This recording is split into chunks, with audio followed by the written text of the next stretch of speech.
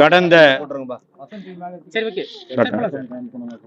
9/12/2020 அன்று சின்னத்திரையில் நடிகையாயிருந்த திருமதி சித்ரா அவர்கள் தற்கொலை செய்து கொண்ட வழக்கில் அவருடைய கணவர் திரு ஏம்நாத் என்பவர் எதிரியாக சேர்க்கப்பட்டார்.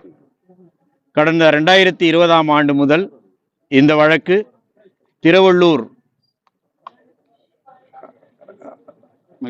மகிழா நீதிமன்றத்தில் இந்த வழக்கு நடந்தது.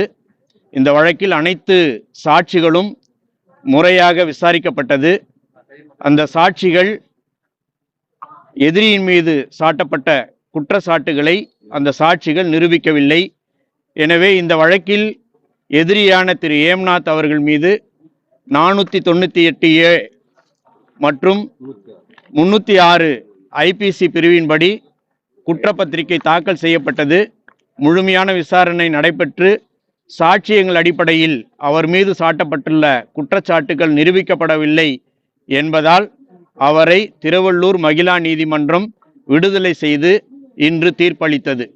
இந்த வழக்கிற்கும் எதிரியான ஏம்நாத்திற்கும் எந்தவிதமான சம்பந்தமும் இல்லை என்ற நிலை இன்றையிலிருந்து உருவாகின்றது. அப்போ இது தீர்ப்பின் அடிப்படையில் இது முழுமையா தற்கொலை அப்படி இல்லை. இந்த வழக்கு என்னன்னா, திருமதி சித்ரா அவர்களுடைய கணவருடைய தூண்டுதனால் தான் அவங்க தற்கொலை செய்து கொண்டார்கள் என்பது போலீசார் சாட்டிய குற்றச்சாட்டு. அந்த குற்றச்சாட்டு நிரூபிக்கப்படவில்லை. அதுதான் இந்த வழக்கு திரும்ப மேல்முறையீடு என்பது அவர்களுடைய பெற்றோர், அவங்க தகப்பனார் தான் அதுல சித்ராவினுடைய தகப்பனார் தான் அதனுடைய புகார்தாரர். அவர் விரும்பினால் மேல்முறையீடு செல்வார்.